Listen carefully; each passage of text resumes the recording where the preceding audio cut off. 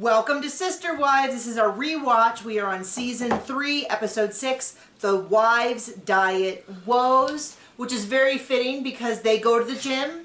We're thinking of going to the gym, although maybe we decide instead we go get our blood drawn so they can check to make sure we're not dying. Not that we have any concerns. It's just you know, every once in a while you should go get blood tests and make sure you're not dying. Kind of thing, not a specific worry. Or just ignore it, and then nothing goes wrong, right? Right. So I'm the one who's like, John, we have to go get a physical. Literally, neither one of us have been in the doctor. Other than, like, you know, like when you go urgent care. Like, we've gone to urgent care. You've gone a couple times. I go to my lady doctor appointment, so someone is looking at me. But other than that, I haven't gone to just a doctor who's like, let's listen to your heart. In maybe 10 years,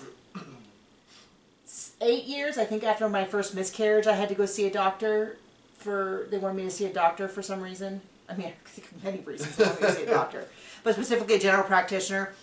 But I don't think that we had gone, so I forced him, against his will, booked a double appointment so I could be in there with him so that when he said, no, nothing is ever wrong, I'd be like, his father had heart problems. Your grandfather had heart problems. I don't know that he did. He just died. He just died. His heart stopped beating. Which to me sounds like a problem. I don't know. No expert here. Well, he also smoked. I know, but that isn't... Anyway. Not everybody who smokes dies at 35. 40. Something. 40. Something. So, anyway, we might not go because I have a small problem with giving blood. Needles and kind of any poking around inside of me, I tend to pass out.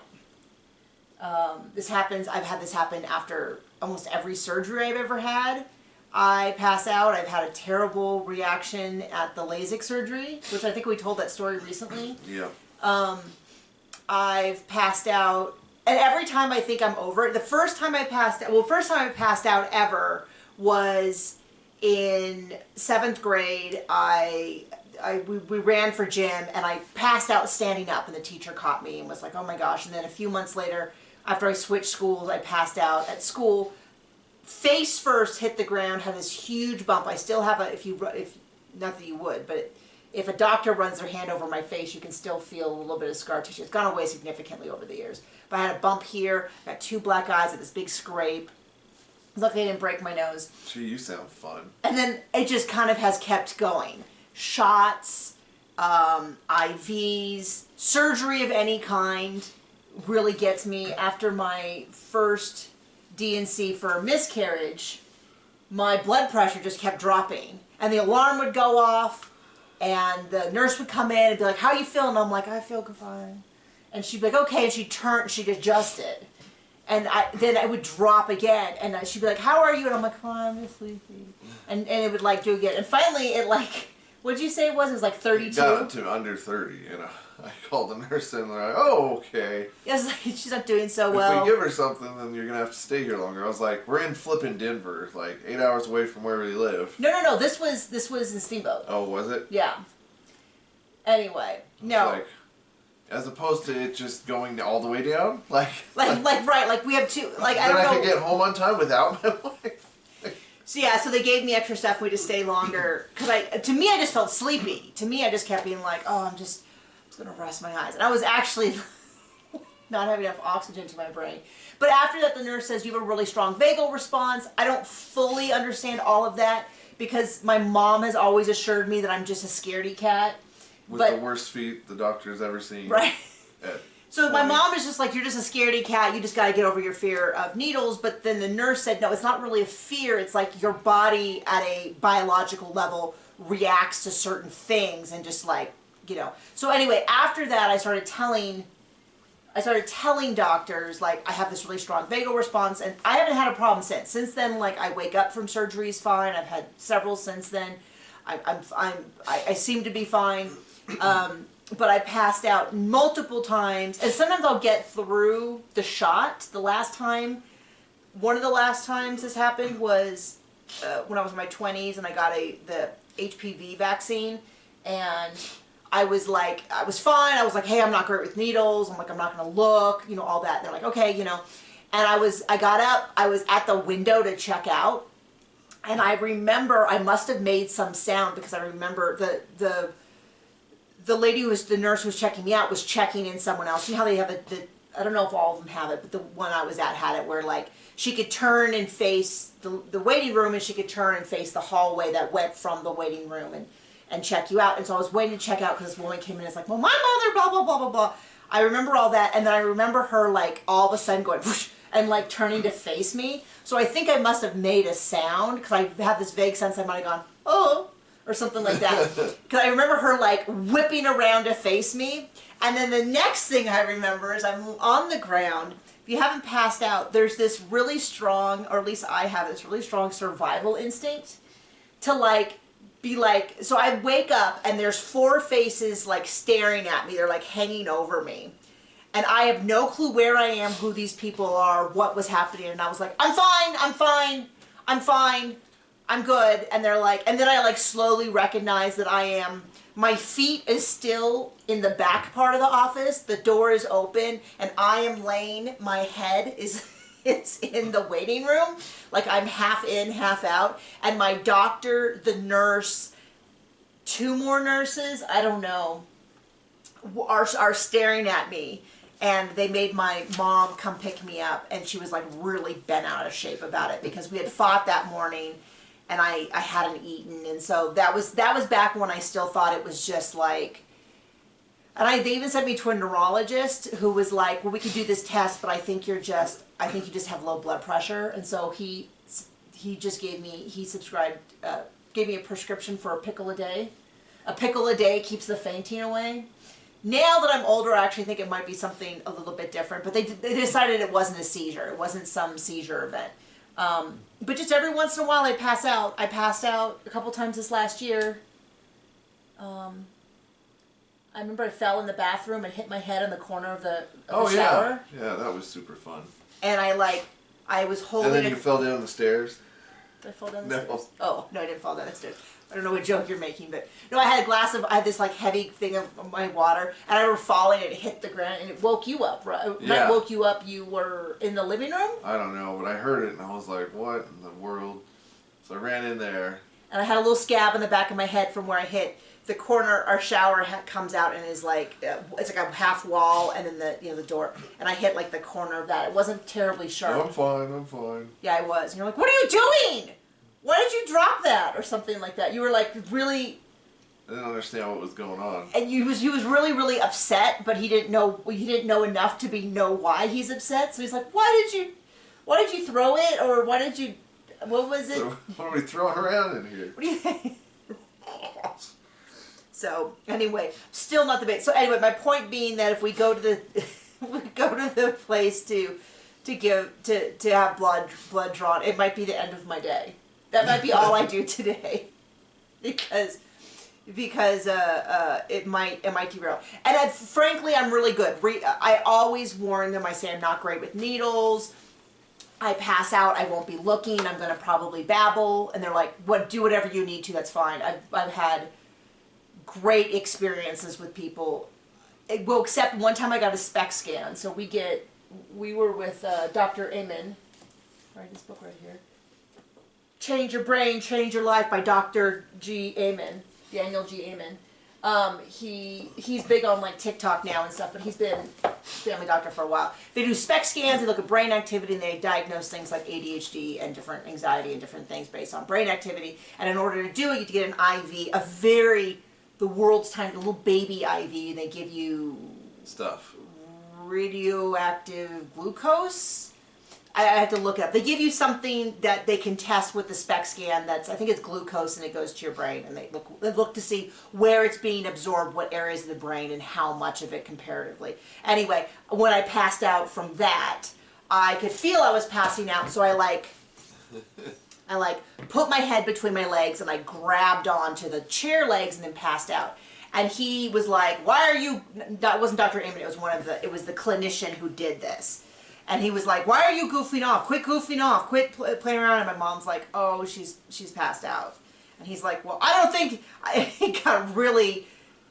Because it's like that's all he does. So he's not exactly prepared for anything to go wrong. And so he's like, well, don't do that. And he was a little like, well, are you going to pass out again? And it's like, I didn't do it on purpose. Trust me, I would never. Well, okay, if I could pass out on command, there would be times that are very traumatic. You'd sleep a little better. I would definitely sleep better. I'd be like, okay, 3, 2, 1.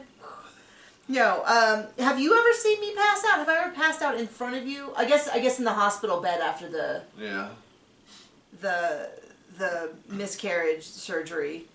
I did essentially then. But I don't know that you. And then I passed out last year and I was in bed. So that was it wasn't very dramatic.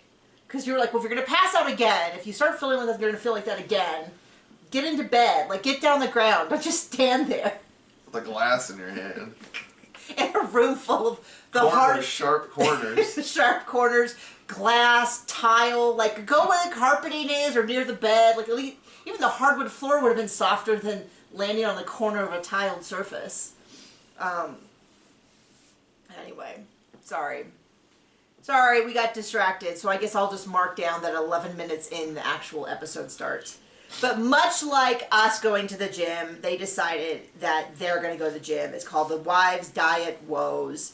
So they all talk about how Cody likes curvy and loves them all equally, and we know that's true because now he's only with Robin. That one. And they talk excessively about how, well, you would think that I'd be jealous of Robin, but I'm not. And I'm a little bit like... Well, maybe you should have been. Okay. But once again, trots out Christine, making sure that everybody knows that Robin's not the bad guy. And so I feel a little bit like, yeah, let's talk about how Christine never supported Robin. Well, at least on national TV. She always made a point of saying how this couldn't possibly be Robin's fault. Although I do wonder, because they're in interviews. Well, I mean, when it's Cody's fault, it is Cody's fault. But I do feel like, how did this even, like, it's a little bit like, how did this even get brought up? Because it's a little weird. Like, they're trying to normalize it like he likes all of them physically, and he's not at all physically attracted to Robin more than the rest. Back to what I said earlier, it's like the wife who says she fell down the stairs when she was beat by her husband. Well, it's still a little bit... That was the joke? Okay. Because Mary says, I don't see Robin as a threat to me. And then Christine says, people assume that I would be bothered by Robin, but I'm not. And then Robin's saying, I don't have the upper hand or anything. He actually likes curvy girls, which I'm not... He's my best customer. I'm not sure that I really I mean, I'm sure he was attracted to them, but that sounds like something you... I don't know. I'm just saying... Was he attracted to them, or did he just want baby factories? But it's like, why would he tell that to Robin? That would be... Like, that doesn't feel realistic, because it feels like... If that was the case, why would you... Like, I would think it'd be inappropriate for him to go to one of the wives and say, well, I really like skinny, thin, svelte girls. To one of the bigger ones, you'd be like, well, why would you say that to someone who doesn't have that body type? So that's why I think that's weird. Not that I think Cody is the most suave guy. I think that he is... I think it's weird to marry multiple women. Yes. But my point was, did the interviewer sit down and say, so Mary, are you jealous of Robin? Like, what did the interviewer ask to prompt this response? Because it feels a little bit like, oh no, of course Cody loves me equally. You know, it's like, did they start off by saying, so obviously Robin is the hot one in the family. Now, admittedly, I do want to do a callback, because they did refer to Robin in that first season as the young, sort of the trophy wife, the young hot wife. The middle-aged man's Corvette. Pencil box. They said that repeatedly about how she's the hot young thing, and they kind of joked about it, and how Cody deserved it and all that. So I'm not totally buying that there was no concerns about how he all of a sudden went out and got a new wife who looked so significantly different and was like a decade younger than all his current wives. Like, that feels very much like a midlife crisis move without actually ditching the old wives. Although he did ditch the old wives. It just took a while. He just didn't do it publicly all at once, or, you know, like, he did it a little bit at a time privately. It looks like he kind of got rid of Mary first, because she's the one who said that he had kind of stopped. And then it was, he had problems with, he had problems with Christine for a decade. He's never loved her.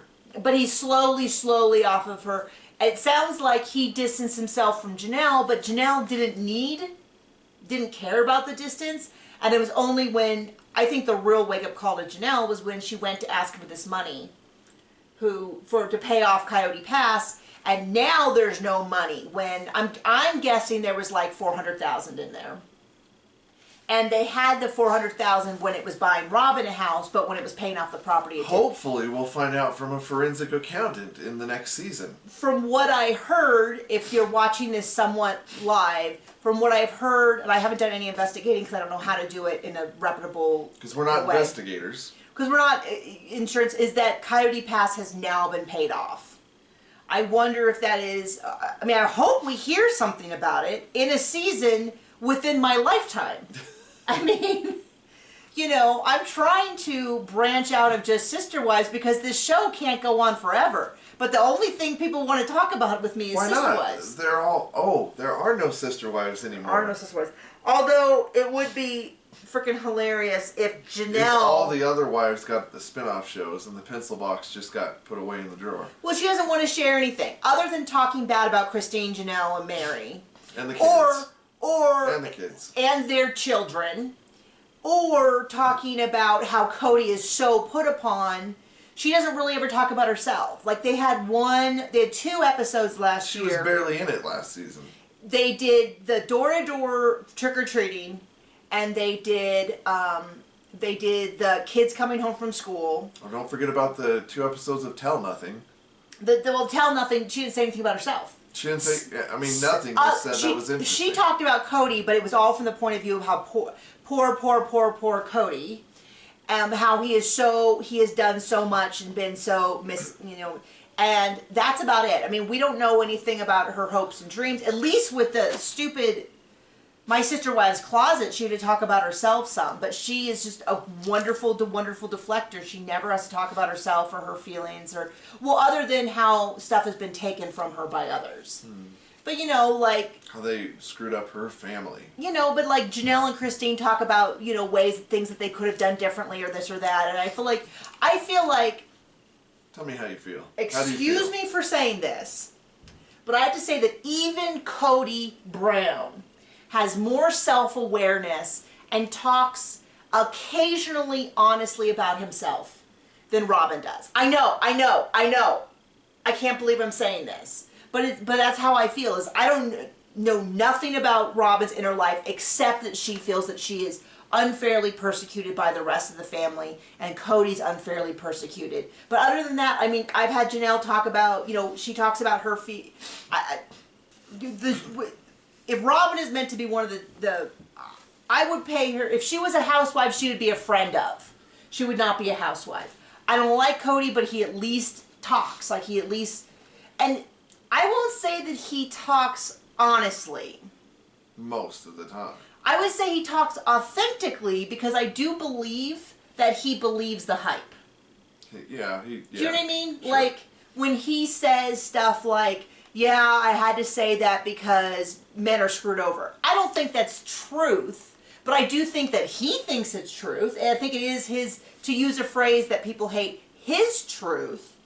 I think he's delusional and not living in the real world, but I do believe that what he is saying, except for the thing about Mary. 100% believe that what whole... about Mary? What, the bit about where I got the joke. Yeah. But the bit about where he said that he was going to reconcile with Mary, but then Christine stopped him. 100% believe that is truth. Although it is possible that he convinced himself that he would have reconciled with Mary. I don't think it was true he would have, but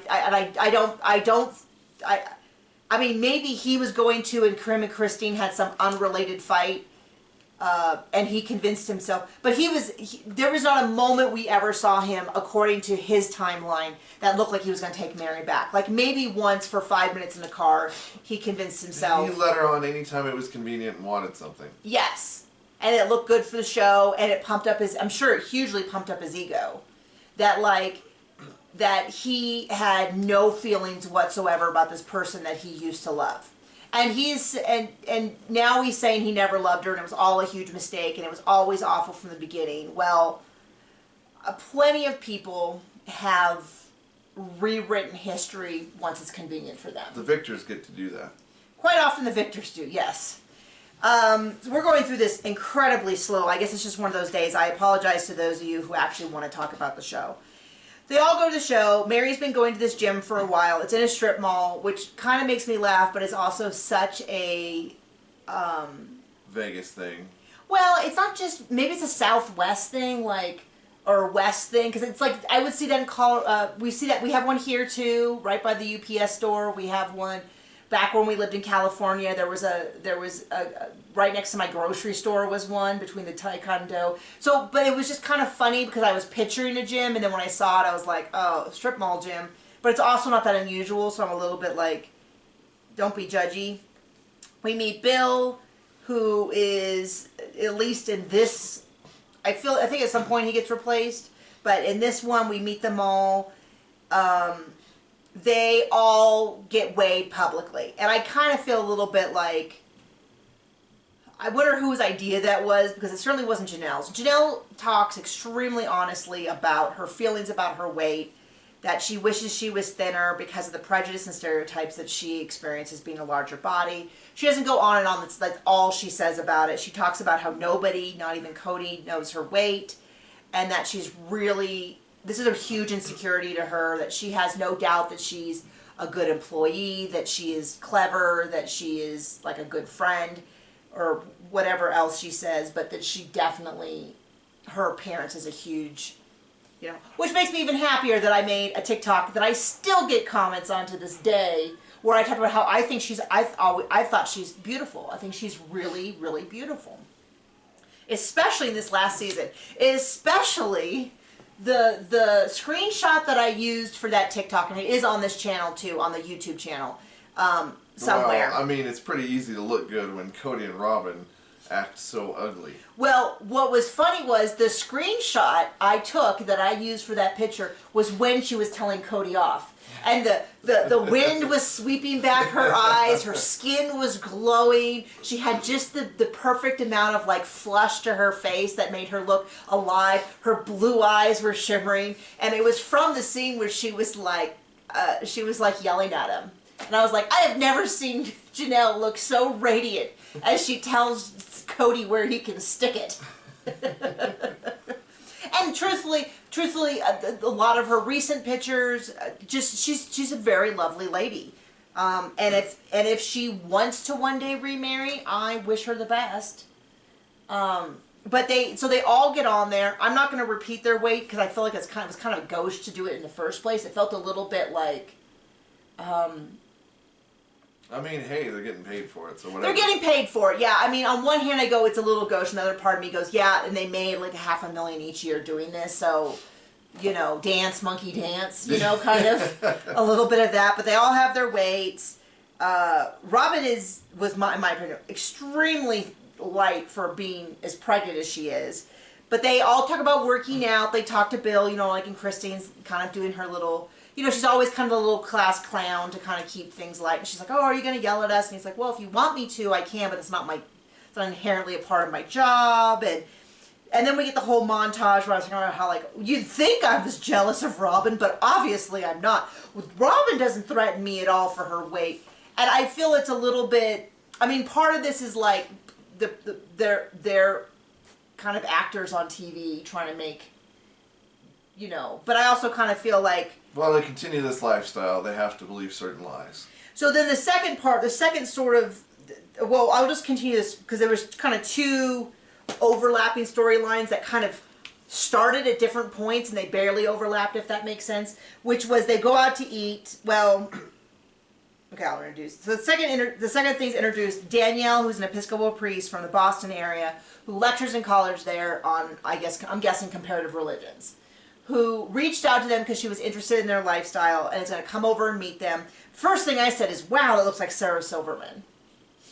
That's how I thought of her the rest of the episode.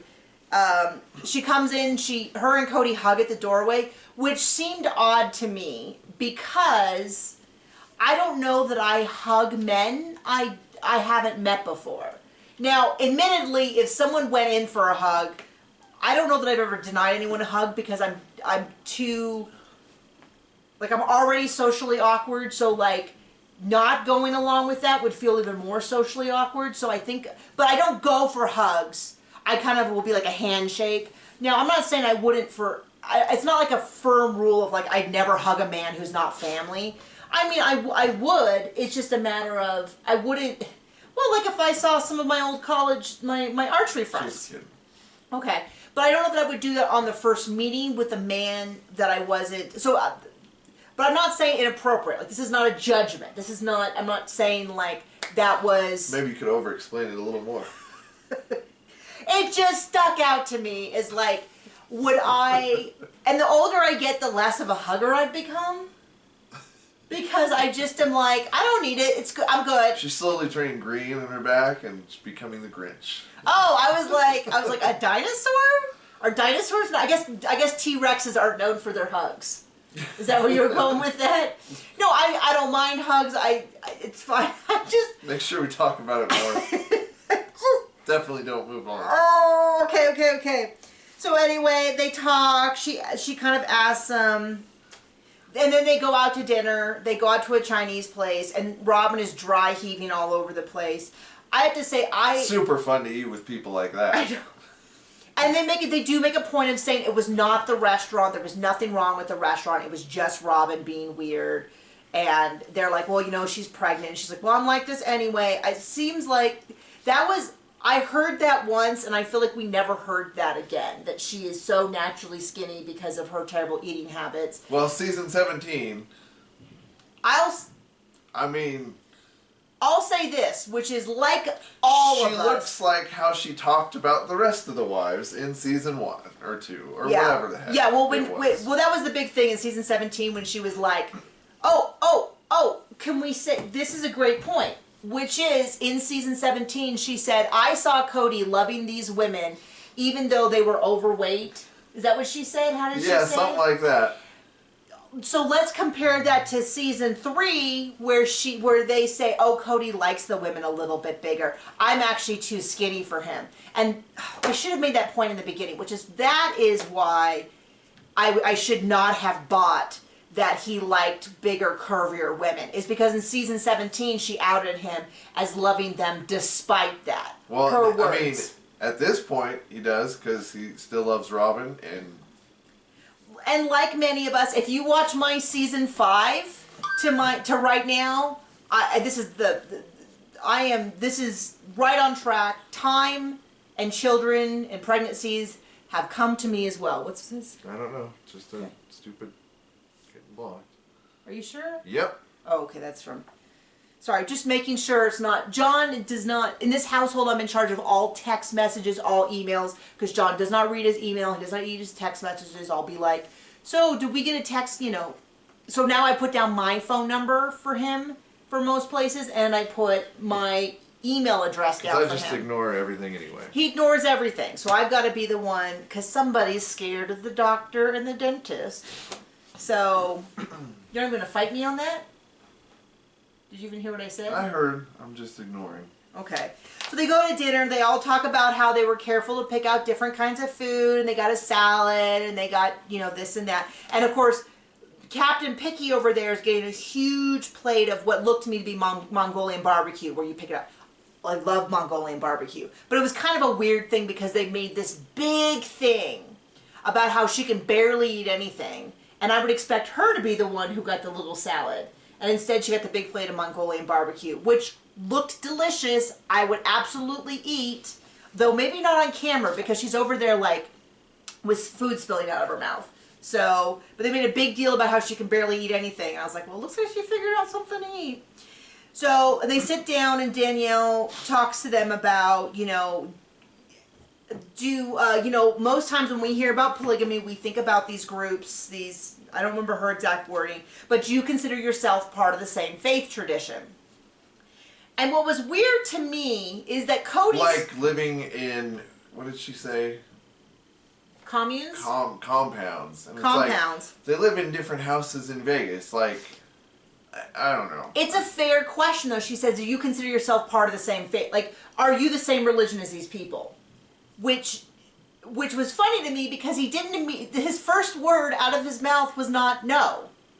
He didn't say, no, we're not the same religion as them. Like, if somebody asked me if Westboro Baptists were the same faith tradition as me, I would say no. They are not. There are things that we do that they, like, read the Bible, they just read it so differently, I would not call them the same faith tradition as what I believe, by any means. But it was funny because he didn't immediately say no, and I was like, I feel like the first thing you would do is say no. I'm not the same. We do not believe the same thing as the compound. And then he went on to explain, like, they believe in arranged marriages. And that's... They don't. No. The compound people believe in arranged marriages. Cody and the rest of them do not. Right. And he didn't say no, and then he goes on to talk about a lot of it's about community. And I'm like, this answer does not seem very no-like to me. Because I was, like, in my head thinking no, because they're part of... And everybody always tells me when I don't explain very much, they tell me in the comments about how the Cody Browns are part of this, and the other ones are this, and if I ever use it wrong, you know... We don't care. Well, I mean, it's fine. I'm just saying, like, no, I'm not... We don't care. 100%. So I was surprised that Cody didn't come with that same, like, no, absolutely, we are not part of the same subset. You know, there are from the outside, it may appear so, but we, you know... Instead he's like, well, you know, blah, blah, blah, you know, and a lot about community, but there's a lot of things we're different about, like they have arranged marriages. And I was like, I mean, yes, arranged marriage is a big part, but I kind of feel like, aren't they also known for marrying people under 18? Like, maybe that's what I would lead with. If I was, like, if someone was comparing me to them, I'd be like, absolutely never children. Now, forced marriage, arranged marriages, he did say, but, like, a lot of this stuff about, like, abuse, not being able to, you know, make your own decisions about hair and clothing. I don't know. It just was weird to me that he was so like, well, you know, let me just kind of fiddle around the answer after she asked a pretty plain question. And so then they invite her back to they say, why don't, you know, if you want to kind of see the rest of the family, we're going to have a kid's birthday party. And it sounds like Janelle's sons are coming back from Wyoming. Why don't you come back? It was a little unclear to me who was there. Hunter and Logan obviously were there. But I couldn't tell if any of the other boys were there because it was a little chaotic. And so they're having a birthday party. Everyone's back. They're yelling. They're screaming. They're running around. Danielle and her husband come over. I'm kind of over the whole sister-wife Brown, like, we're so overwhelming everywhere we go. I'm like, I get it. It's the third season. That shtick is... You bring your army with you everywhere you go. We got it. We get it. Like, we need... And I think they know that because it wasn't just a whole episode about how overwhelming the birthday party is. Danielle invites the adults to come back to one of the colleges back east. They don't name which college. They say... East Coast College, a college back east. In Boston. Is what it sounds like. To maybe do some sort of panel for her students, and that some of the older kids could come to look at colleges. And so it looks like that's going to be, I think that's the panel that's coming up, where Robin gets, don't you dare talk to me like that. I don't think any of them came off particularly great, especially in hindsight. But then we get the obligatory, every single time, this is one thing that annoys me, every single time, except when we visited his family in Wyoming, they go anywhere, you gotta have the people saying, there's just so much love. I don't know about all polygamous families, but it really seems like this family works. And I, like, kind of wonder... Like, that aged so well. But it's always, like, we always have to have... like the little wrap up. It's like the G.I. Joe at the end of the G.I. Joe commercials where knowing is half the battle. Like they do that little like that thing, but it's for us to tell us how the Browns are the heroes of this story in every single episode. And you're like, just let it stand for yourself how Cody loves his fat horrible wives, according to Robin. 17 years later. But this whole, not 7, whatever, nobody cares. 13 seasons later, or 12, or, oh gosh, why am I doing so bad? 14, I don't know. I can't do math. And so they do this whole, like, blah, blah, blah, and it's like, I get it. Everyone they encountered is so overwhelmed by their love and humility. Like, we get it. Yeah, so that's the episode. Sorry we went so crazy long with boring stories. I totally get it if you skip this one. I guess if you see this, though, you got to the end, so congratulations. Big golden star to you. We will see you soon. Bye!